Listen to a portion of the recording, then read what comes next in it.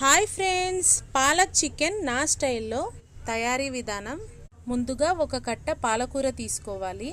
ఆకులు మాత్రమే ఇలా ఒలుచుకొని నీట్గా కడిగి పెట్టుకొని స్టవ్ పైన ఇలా వాటర్ పోసుకొని బాయిల్ వచ్చాక పాలకూర ఆకుల్ని ఇందులో వేసి 2 నిమిషాలు ఉడికించుకోవాలి.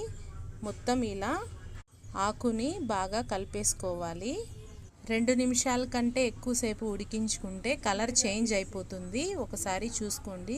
ఆకంతా ఇలా మరుగు వచ్చాక ఇందులోంచి పక్కకు తీసి పెట్టుకోవాలి. మిక్సీ జార్లో పచ్చిమిర్చి, స్పైసీనెస్కి తగ్గట్టు ఉడికించుకున్న పాలకూర మొత్తం చల్లారాక కొత్తిమీర తగినంత వేసి మూత పెట్టి గ్రైండ్ చేసుకోవాలి. పేస్ట్ లాగా ఒక కప్పులోకి ఇలా తీసుకొని పక్కన పెట్టుకోవాలి.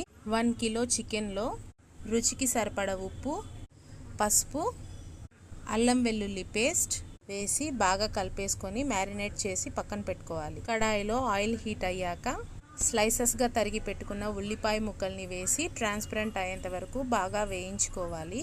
అల్లం వెల్లుల్లి పేస్ట్ వేసి పచ్చివాసన పోయేంత వరకు బాగా వేయించుకోవాలి. వేయించుకున్న తర్వాత ధనియాల పొడి, పసుపు వేసి అంతా కలిసేలా కలిపేసుకొని మ్యారినేట్ చేసి పెట్టుకున్న చికెన్ని ఇందులో వేసుకోవాలి.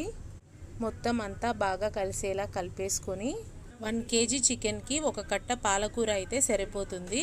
మూత పెట్టి మరి కాసేపు ఉడికించుకోవాలి. చికెన్ నుండి ఇలా వాటర్ వచ్చి అంతా బాగా ఉడికిపోతుంది. మూత పెట్టి ఉడికించుకోవాలి ఒక 20 మినిట్స్. తరువాత ఇందులో తగినంత కారం వేసుకోవాలి. ఓసారి అంతా బాగా కలిసేలా కలిపేసుకొని ముక్కలకి పట్టే విధంగా బాగా కలిపేసుకోవాలి. పాలకూరలో vitamin A, vitamin C, vitamin K పుష్కలంగా లభిస్తుంది. కంటి చూపుని కూడా మెరుగుపరుస్తుంది. తర్వాత ఇందులో టమోటో ముక్కల్ని కూడా వేసుకోవాలి. ఈ స్టేజ్లో ఇందులోనే వాటర్ ఊరుతుంది కాబట్టి వాటర్ పోయాల్సిన అవసరం లేదు. అంతా ఓసారి బాగా కలిసేలా కలిపేసుకొని మూత పెట్టి టమోటో ముక్కలు సాఫ్ట్గా మగ్గేంత వరకు ఉడికించుకోవాలి.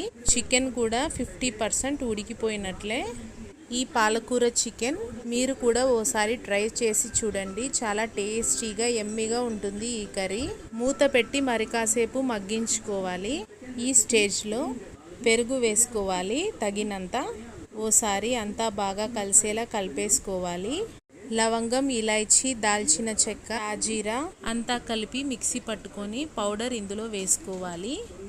అంతా ఓసారి బాగా కలిసేలా కలిపేసుకొని పాలక్ పేస్ట్ని ఇందులో వేసుకొని మొత్తం అంతా ముక్కలకి పట్టే విధంగా కలిపేసుకోవాలి.